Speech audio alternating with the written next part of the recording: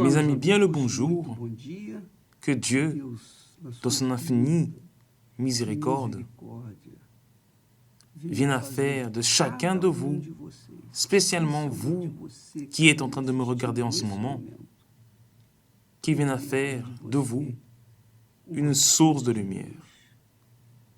Telle est la volonté de Dieu pour votre vie. Il veut que vous soyez un générateur de lumière. Sans lumière, le monde est dans les ténèbres. Mais Dieu veut illuminer les personnes qui se trouvent dans votre entourage avec la lumière du Saint-Esprit à travers vous. En d'autres termes, Dieu veut que vous soyez la propre bénédiction, la source de lumière pour ceux qui marchent dans les ténèbres. Une fois, Jésus a dit le suivant: « Je suis la lumière du monde. Je suis la lumière du monde. Celui qui me suit ne marchera pas dans les ténèbres, mais il aura la lumière de la vie. » Croyez-vous en cela, mon ami? Je suis la lumière du monde, a dit Jésus. Celui qui me suit ne marchera pas dans les ténèbres, mais il aura la lumière de la vie. Et là, vous vous demandez, mais évêque, comment puis-je savoir que je suis en train de suivre Jésus? Comment? Je vais à l'église, j'accomplis mes vœux envers Dieu, je suis une personne religieuse, mais je ne sens pas encore cette assurance, cette certitude que Dieu est avec moi. Alors, mes amis, Dieu répond aux personnes qui ont ce doute, le doute de si elles sont en train de le suivre ou non. Il y répond en disant le suivant: « Mes brebis entendent ma voix. Je les connais et elles me suivent. » Cela est très fort. Lorsque les personnes suivent Jésus, lorsque la personne croit et suit le Seigneur Jésus, elle entend et obéit à sa voix. En d'autres termes, lorsque la personne est dans la lumière, elle vit dans la pratique de ce qui est correct. Elle fait ce qui est juste. Elle fuit du péché. Elle marche dans la lumière. Elle marche avec une bonne conscience, avec sa conscience pure. Elle n'a rien qui peut l'accuser parce qu'elle est dans la lumière. Lorsque la personne est dans la lumière, elle voit, elle marche avec assurance. N'est-ce pas vrai? Elle marche avec cette assurance parce qu'elle sait où elle va.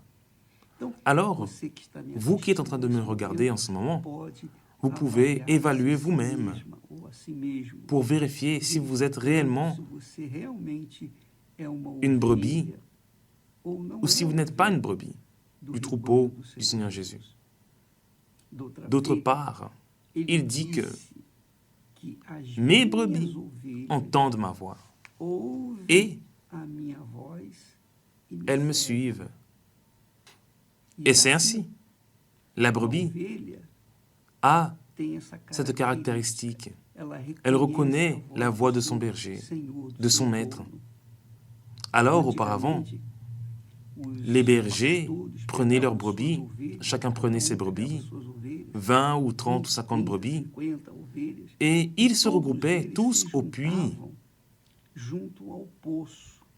Et là, ils donnaient de l'eau à leurs brebis. Mais leurs brebis se mélangeaient. Leurs brebis se mélangeaient. Comment savoir à qui était quelle brebis? Quelle brebis appartenait à quel berger? Comment séparer les brebis s'il y en avait beaucoup? Il n'y avait pas de problème. Les brebis de chaque berger entendaient sa voix. Allons-y, mes filles, allons-y. Et les brebis, au même instant, se mettaient en marche pour suivre cette voix. C'est la caractéristique des brebis. Alors Jésus parle de brebis. Qu'il parlait des brebis, les gens qui avaient l'habitude des troupeaux savaient parfaitement ce qu'il voulait dire. Et aujourd'hui, ce n'est pas différent.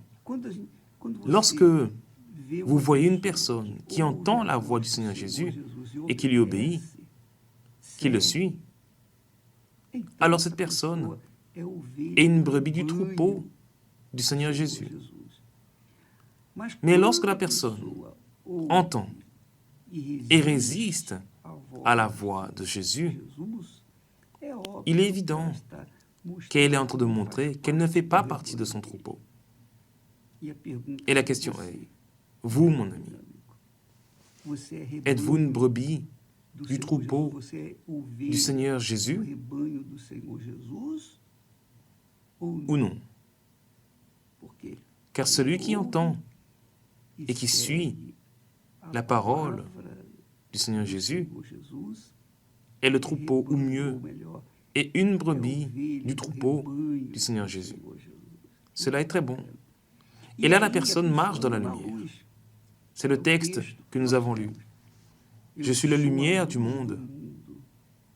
Celui qui me suit ne marchera pas dans les ténèbres, ne marchera pas dans les ténèbres, mais il aura la lumière de la vie. Durant ces jours orageux, de beaucoup de confusion, de beaucoup de tumulte, de beaucoup de peur, désespoir, les personnes ne savent pas quoi faire. Mon ami, vous savez quoi faire. Vous savez quoi faire. Je ne peux pas dire que je ne sais pas ce que je dois faire. Je le sais. Jésus a dit, celui qui entend et obéit à ma voix, c'est celui qui me suit. Alors, réfléchissez à votre vie. Si vous êtes une brebis du troupeau du Seigneur Jésus, vous entendez et vous obéissez à sa voix.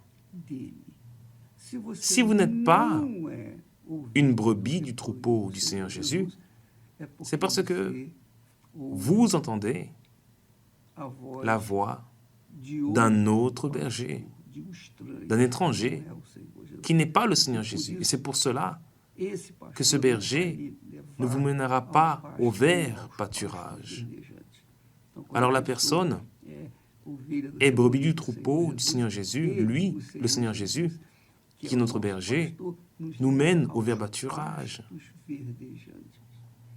Alors beaucoup de gens disent cela. Ah, l'Éternel est mon berger, je ne manquerai de rien, sauf qu'elle manque de tout. Pourquoi elle manque de tout?